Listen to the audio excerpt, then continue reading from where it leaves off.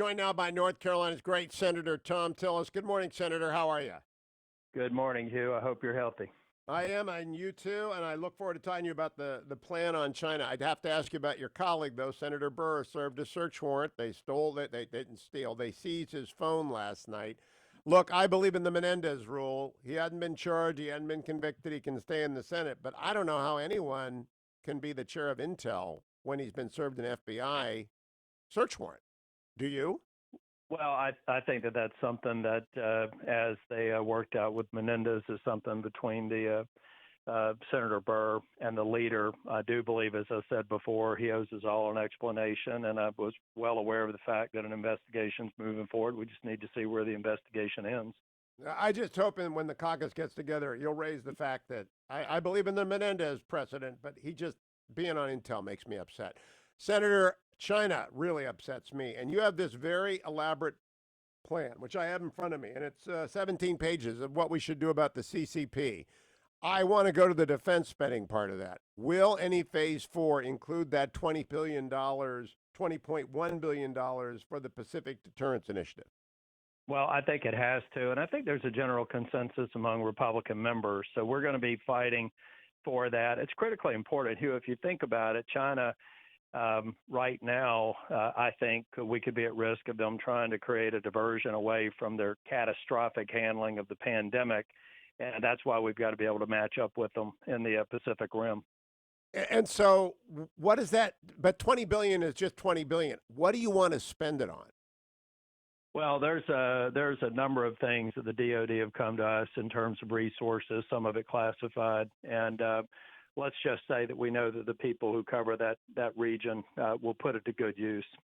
All right. Now, Senator Tillis, let me ask you about the liability of state-sponsored enterprises. I just was talking with John Thune. We need liability protection for American businesses, but we all know that none of this would have happened except for the CCP's lying and deceit.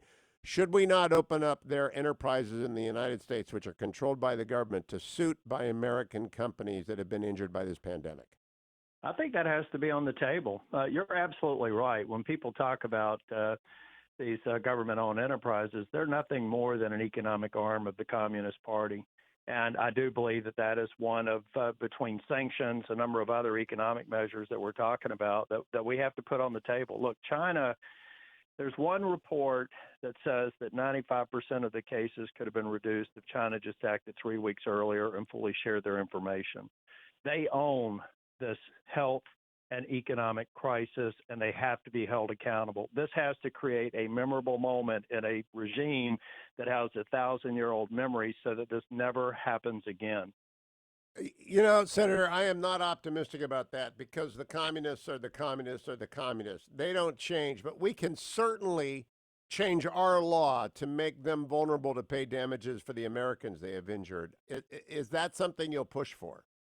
That's right. If you take a look at our plan, we're trying to move on several fronts. In some cases, we'll help advance legislation that's going to be offered by other senators. In other cases, we'll be the original sponsors of a series of bills that will be rolling out in the coming weeks.